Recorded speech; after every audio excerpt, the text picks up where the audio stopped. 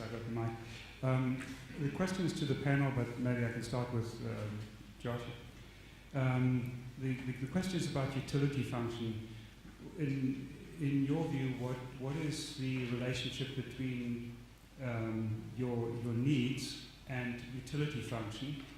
And then more generally, I'd like to ask the panel if they believe utility function is fixed, and if so, why that should be, because there's a lot of utility function is sort of a crucial part of AI safety in terms of whether it should be retained or not. So is it a static thing or not, and how does it relate to need? Personally, I'm very skeptical with the idea to define a utility function based on some kind of ultimate or first principle. For instance, if you take, like Alex Winslow suggests, option maximization for the future, you ultimately get a tautological principle that you can use to explain both why survival is your ultimate probability imperative, but you also need to account for somebody who would do a suicide attack to do this. So ultimately, I don't think that you get a criterion that is able to, in a meaningful way, give you a prediction on the behavior of an agent or a design guideline for the behavior of the agent based on a single principle that accounts for all the things that a mind needs to be doing. And so, in my view, utility only exists with respect to a goal, and there is no way to give an ultimate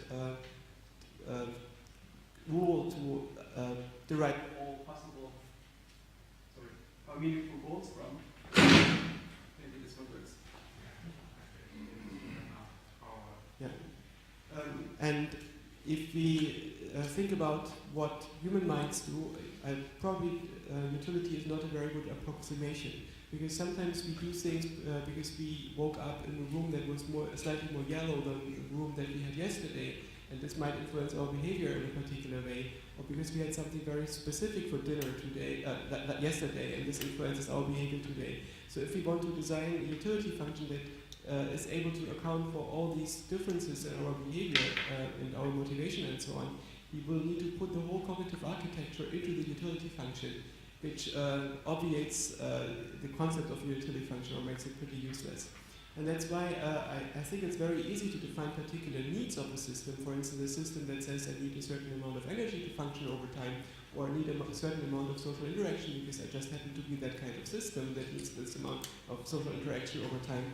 And so we can easily define needs, and we can build functions that optimize for the satisfaction of several needs in a given amount of time and for a given environment based on expected probabilities, but I do not believe in global utility functions. So I think I kind of agree with you. We definitely should not have a static utility function. It would not work well. Problems begin when the agent itself is capable of adjusting its own utility function. I have a paper on utility function security, talks about wirehedging and things like where agent games the system, tries to either modify preferences of the programmer to obtain maximum utility, or just directly goes for switching payout values for the utility function to make it easier to score. So, in my opinion, it's still an open problem as how to actually accomplish this in a safe way. I very much like Joscha's approach, but I think that perhaps there are multiple ways to make AGI, and I think Joscha's approach especially works well if you want to model, for instance, how humans behave. But if you want your AGI to do something that you want, then perhaps the utility function framework is a little bit more natural. Although it can obviously lead to safety issues. I also think that somewhat intuitively it seems like, yes, you would want to be able to have the utility function change maybe a little bit over time. But like Roman said, you don't want the AI to be able to adjust it itself. And I also think this may be problematic because it seems like there's never really a good reason to change your utility function, because your utility function defines what you think is good. So if you change it, then presumably in the future you're going to pursue different goals, and that doesn't really work well with what you currently want. So, yeah.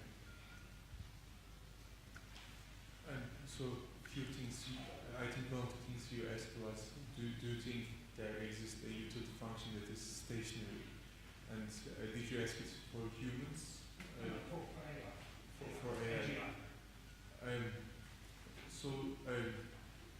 In principle, it might be, in my opinion, possible to have a stationary utility function that captures what humans want, but I think like it is quite hard. And there is also like a bit of a confusion that it's that important to point out.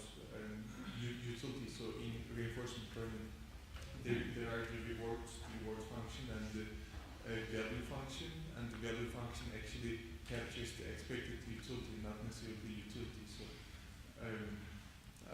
I'm not very familiar. I don't know the details of Joscha's work, but in his work he talks about needs and also goals, where needs are basically things that are hardwired, right? And the goals are like things that you use to achieve your needs.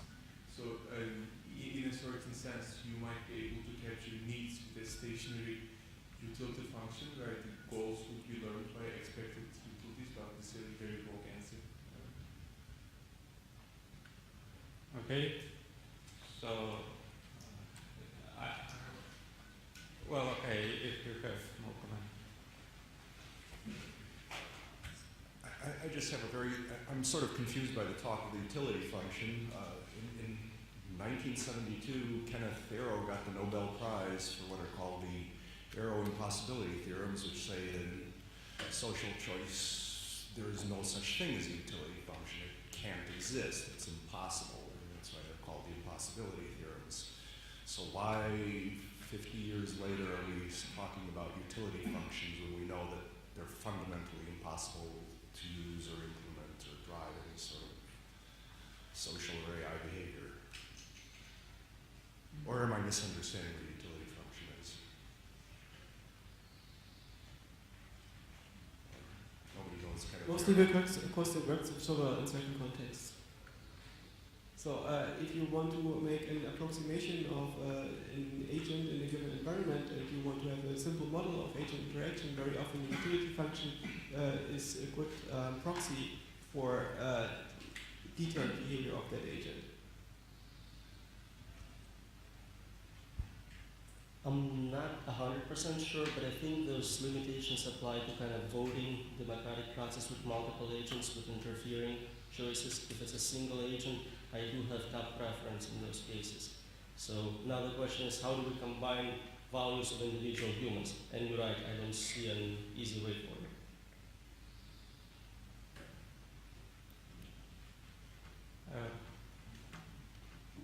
Ben, please, your question.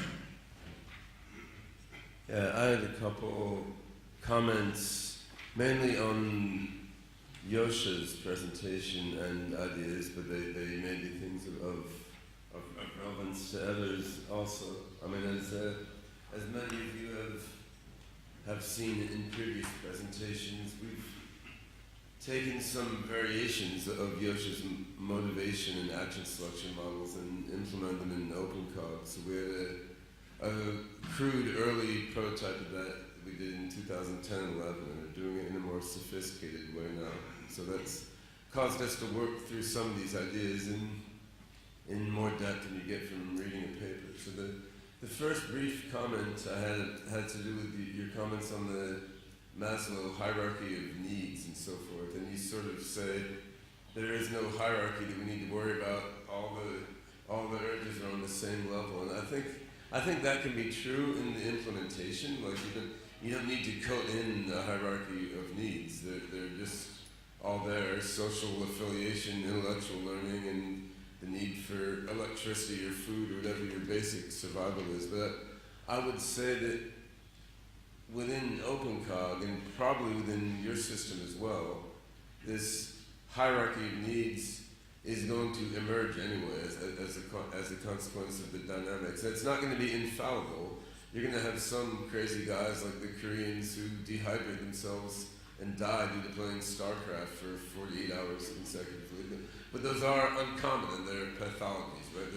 That's not the most usual emergent behavior. The most usual emergent behavior from the whole system is, if I'm really starving, no matter how interesting the talks are, I'm going to run outside, miss a talk, and get some food. So my hypothesis would be, in a well-functioning cognitive system, that hierarchy of needs in some form is going to emerge from the behavior, but you don't need to put it in. And this sort of ties in with my second point, which is the need for or value of a sort of higher level of control dynamics above the level that you're looking at here, which probably in humans is to some extent hardwired by evolution and to some extent learned during life. And the way that we're seeing that in our use of our OpenPsi system, which is a mutation of your MicroPsi version of Jordi's psi model in the first place, is adding a layer of what we're calling micro-narrative-based control on top of these psi-based control mechanisms. So a simple example of that in human psychology would be a behavior pattern, and this is not a tremendously productive example. You could have a behavior pattern of saying annoying things to someone until they get really pissed off and they're about to punch you in the face or run away. Then you say nice or amusing things for a little while until they laugh a bit. Then you start annoying them again over and over again. And people follow this kind of higher level behavior pattern. A more productive example is a little kid who goes, why? They keep asking questions over and over, and they want to get the answers. They're learning. They finally stop when you're going to go away and stop asking any of their questions, and then they start again once you've calmed down a bit. Now these sort of micro-narrative patterns they're like cognitive control schema that manipulate the motivations and emotions, which then drive actions indirectly, and they seem to be sort of cognitive programs that are twiddling the levers that your model provides in a systematic way over time. It would seem that we have some of these built in, which kind of structure our behavior and explain things like why we all like the same kinds of stories and structures for episodes and narratives. And to some extent this is learned also. But I wonder how much you've thought about these both emergent hierarchies and emergent sequences and other relations among the activation of these different urges, and then these higher level structures for coordinating the levers that your system provides. Because I do think this is a good model, but it's very sort of low level, sort of animal level almost, and it seems there are much higher order structures above that, and it's not clear to what extent those are wired in versus emerge in humanity, and to what extent they should be wired in versus allowed to emerge in an AGI system. So yeah, there's about 500 questions that I'm talking about. No, this thing is out of power again. Is it? What do I have to push to get this on? No battery.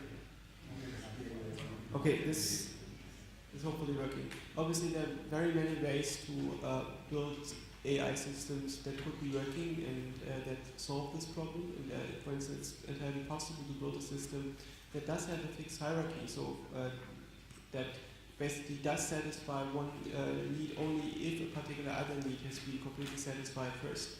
It's, for instance, possible to build an AI system that before it engages to a social interaction always checks whether its battery level is sufficient. And if this battery level is not sufficient, it completely stops the social interaction and does this first. Whether this is the case in humans, it's more or less an empirical question. So the question would be, is there a single need that humans always satisfy first? And if it's unsatisfied, they don't do anything else. And I don't think there is a single need in humans that cannot, under certain circumstances, be overridden by another need. And that's why I don't think it's a hierarchy. There are different strengths attached to the needs, and the strength of an urge signal is proportional to both the need that you have, the deviation of the current value between current value and target value, and the relative strengths of the need compared to the others. So obviously we can get something that almost looks like a hierarchy, because most people will think that hunger and thirst are more important than social interaction. But for some people it will be different. And in some circumstances it will be different. So pain avoidance is something that is extremely important for humans. Most humans will stop their social interaction if they undergo pain, and that pain is intense. They will rather prefer to go away from the pain first. But there are some people that are willing to die under torture for social goals under certain circumstances. And it's very hard to model this by assuming a hierarchy of needs, where whenever you want to engage into a social goal, you first check if you're physically very comfortable. That's why I don't think it's a good model. With respect to the... I would say that's sort of a strong version of Maslow, because he never claimed that there was such a rigid hierarchy of needs like that either. Yeah, but I just don't see that this pyramid is working. This is only a minor criticism on Maslow. The more fundamental one is that the things that he suggests there are often not functionalist, in the sense I don't know what self-actualization is in terms of an algorithm. I can express what internal legitimacy is. I can easily model this. And it's something that I can see how my system would produce what Maslow called self-actualization. But the self-actualization as envisioned by Maslow is something that, in the way he formulated, is something that cannot easily be implemented, because it's not entirely clear what he means by it. So this would be a slightly more fundamental criticism. I believe that everything that we do is something that we do to satisfy one or more of these needs. So if you take this example of the child that is caught in this while loop, of course there is some interest of the child to explore things. There's also some need of the child to get some validation from the parent by the interaction with the parent, and by getting some validation for itself by being able to engage in that interaction. And so it's kind of self-reinforcing. I found that there's a very easy way to stop a while loop though. It basically works every time. I ask my son, what do you think? And then he comes up with an explanation. It might take him some time, but it's much more satisfying for him to do this. And every time it stops the while loop. So it seems to satisfy his, the need that gave rise to the why much more efficiently than my answer. Okay, but I'm not going to go into more detail now because. Well, I'm sorry, but I guess we have time only for one or two questions because answers are very long, probably.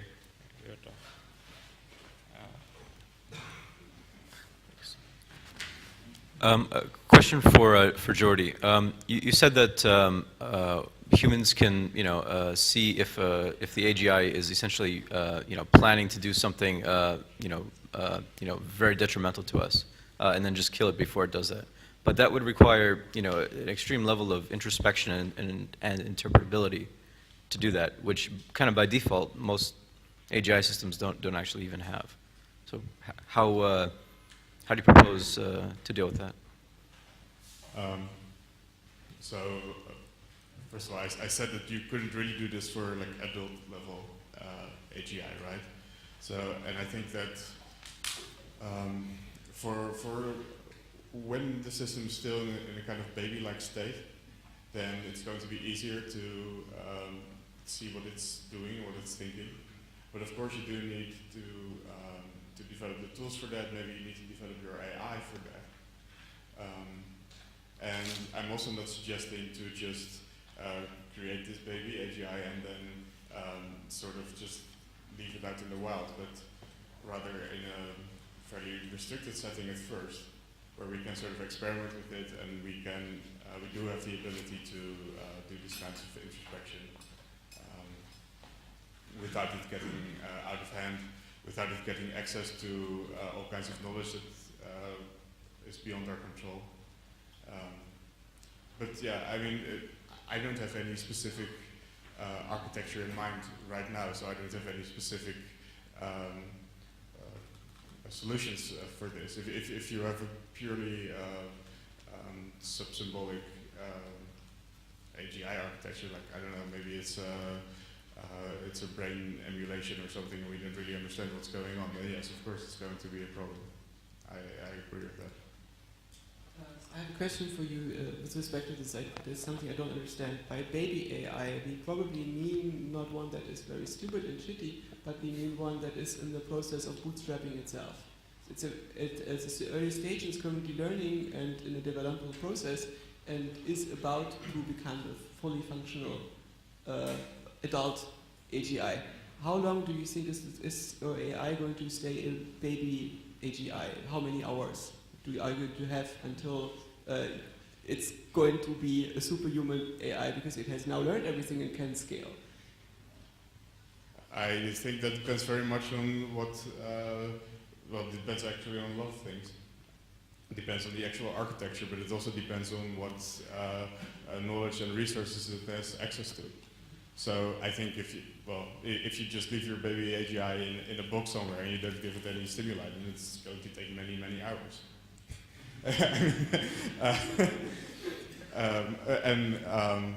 You know, if you give it very limited stimuli, then it may take very long. If the baby AGI gets to a point where, for instance, it can read, at which point maybe it's not baby, but it's like child AGI or something, and you release it onto the web, and it has all its huge amount of working memory and insane reading speeds, then yes, maybe it can go very quickly. So I'm not suggesting to do that. Okay. For combining the sets of, the values of a set of agents, I have a question, because I think learning the values seems easier than combining the values. Don't you need to kind of implement a categorical imperative? Because if we average all our values, and I act like my values are Bob gets all the money in the world, and then we average that, and then I get 120th of all the money in the world, wouldn't the value function have to have a parameter for the agent, so that you don't just combine them, but generalize over the value functions, that you arrive at a general categorical imperative value function that you can then give an AGI? Thank you for your question. That's a good question, and it's an extremely hard problem. And I actually have no idea how to do it in like a smart way. And also, a research which goes to kind of discuss in CE with people. The things should be like coherent, etc. So it's a hard problem. I don't know what to do. Why do you want to give it human values? Why not instead decency, compassion, honesty, and so on? I mean, can you formalize compassion? Yeah, I think it's much easier to formalize than getting a human to be entirely thoroughly compassionate. And you actually it's both easy to formalize, and like this set of values that you give, like 5, 10 would capture what you would actually want. And yeah, I think it's much better than taking a bunch of humans, average over their value, and then define this as compassion. I don't think that is going to work. But Joscha, I mean, the discipline of moral philosophy has spent a long time to try to formalize human values, and with very limited success. And I've always thought this is one of the points that the Singularity Institute / MIRI has made, which makes a lot of sense. Like these human values, we wrap them up in single words, but they're actually very complex and particular sets of human ideas and response patterns. I mean, what absolute value the human notion of compassion or goodness really has is a different question. But I think wrapping up what humans mean by compassion in a formula would be very hard. And that would have to wrap up the reason why we don't send all our money to help starving and diseased people in Africa, but spend it on nice meals here in Berlin instead, for example, right? I mean, it's what humans actually do and mean by compassion seems very complex. I agree that there is a large quantity of work with respect to understanding and defining compassion.